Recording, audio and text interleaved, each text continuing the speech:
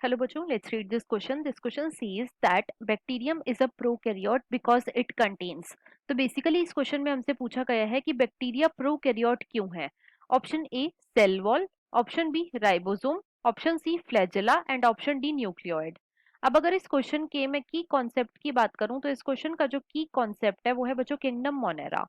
Let me right it over here. It is kingdom Monera. अब सबसे पहले तो देखो जो किंगडम मोनेरा है बच्चों, इसके अंदर कैसे ऑर्गेनिज्म आते हैं. तो इसके अंदर आते हैं बच्चों unicellular organism.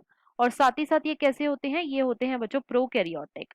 Unicellular and prokaryotic. Right. अब यूनिसेलुलर का क्या मतलब है, तो यूनिसेलुलर का मतलब है कि इनकी जो बॉडी होती है वो बच्चों सिंगल सेल की बनी हुई होती है. मतलब कि बॉडी इज सिंगल सेल्ड. और प्रोकैरियोटिक का क्या मतलब है, इसका मतलब है कि इनके अंदर ट्रू न्यूक्लियस जो है ये प्रेजेंट नहीं होता. True nucleus is absent. Right. अब न्यूक्लियस प्रेजेंट नहीं है तो इनके अंदर न्यूक्लियर मेम्ब्रेन भी नहीं होगी.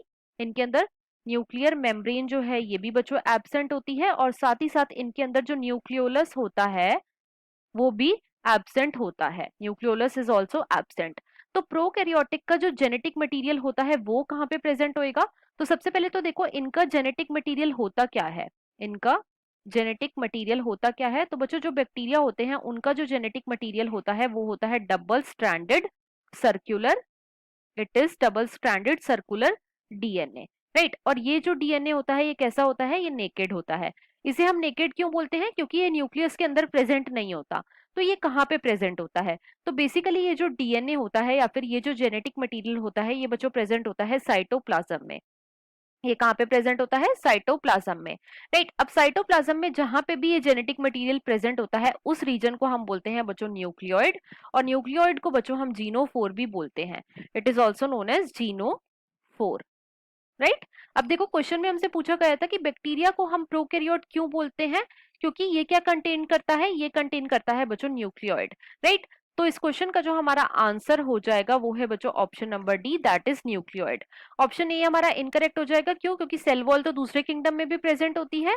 बी में हमें दे रखा है राइबोसोम. तो बच्चों राइबोसोम जो है ये दूसरे किंगडम या फिर हम बोल सकते हैं दूसरे ऑर्गेनिजम्स में भी प्रेजेंट होता है. लेकिन बैक्टीरिया के अंदर जो राइबोसोम प्रेजेंट होते हैं वो किस टाइप के होते हैं, वो होते हैं बच्चों 70s. बाकी जो यूकेरियोटिक किंगडम है जैसे कि किंगडम प्रोटिस्टा हो गया, फंजाई हो गया, प्लांटी हो गया, एनिमल हो गया, उनके अंदर बच्चों 80s टाइप के राइबोसोम हमें देखने को मिलते हैं. सी में हमें गिवन है फ्लैजेला. तो बच्चों ये भी इनकरेक्ट हो जाएगा. क्यों, क्योंकि जो फ्लैजेला है ये बच्चों दूसरे ऑर्गेनिज्म जैसे कि एल्गी हो गया उसके अंदर भी प्रेजेंट होता है. तो इस क्वेश्चन का जो हमारा फाइनल आंसर है वो है बच्चों option number D. I hope you understood it well. Best of luck.